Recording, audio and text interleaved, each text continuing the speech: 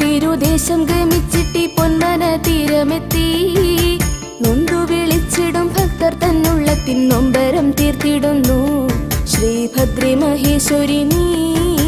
പൊന്മന സാഗര തീര നിവാസിനി പത്മവിലോചനയേ പൊൻപ്രഭ തൂകുമി നിൻ തിരുസന്നിധി ചിന്മയേ എന്ന ഭയം തരു ദർശന ഭാഗ്യമമ്മേ.